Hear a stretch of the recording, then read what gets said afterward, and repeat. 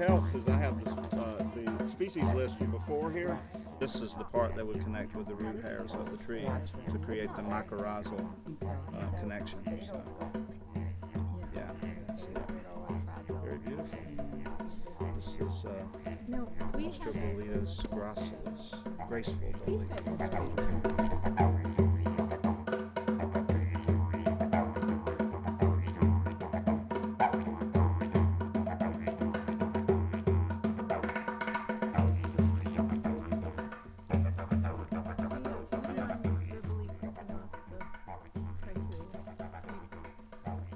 So, oh wow, now this is the same as the one Pat brought, but this is not by sporging. You see that the vulva is very different. So the vulva is this egg.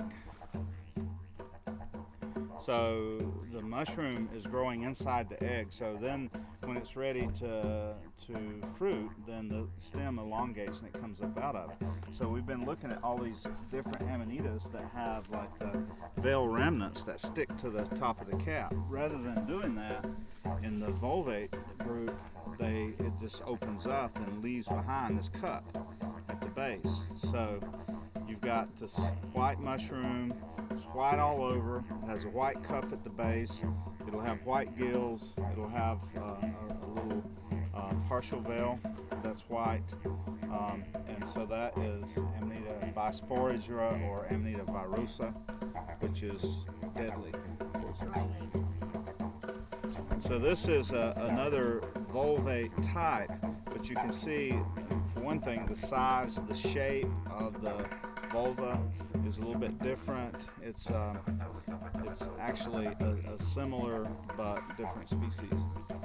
But any of the white amanitas like this that you want to avoid.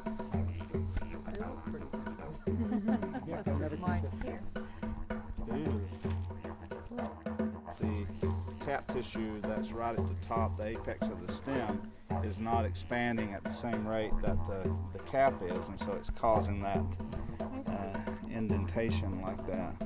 But at any rate, this is very cool, but mushroom that you want to avoid for sure.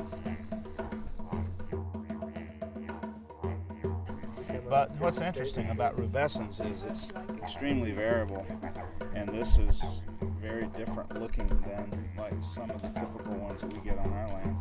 But still, rubescens, it has the same general shape, the same general features, plus it has this reddening, this blushing, where it's been eaten. See how it turned reddish? So the common name for it is the blusher. That's one of the things that makes it fairly safe as amanitas go to eat, is because there's not a lot of others there's not any others that actually blush just like that. It's not an easy thing to say, is there anything that looks like it? To me, there's not, but yeah, I mean, it depends on what you're looking at, you know. So there are some things that there's some other amanitas that you would want to avoid, but if you follow all of those characteristics, no, there's not anything. So usually, you know, if you can nail 7 characteristics, then even if you don't have the exact name, you're in the safe zone. You know, it's safe enough to eat.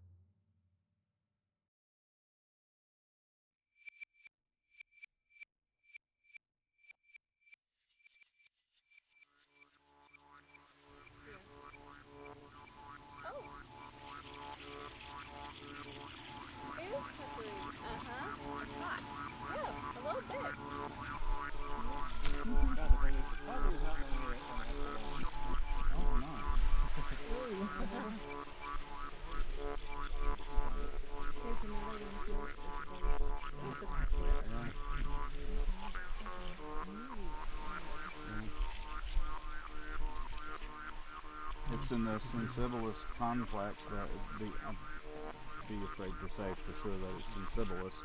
It's a little more orange than you would typically expect. Sensibilis and pseudosensibilis would be um, the pores would not be this deep of a sort of carmine red,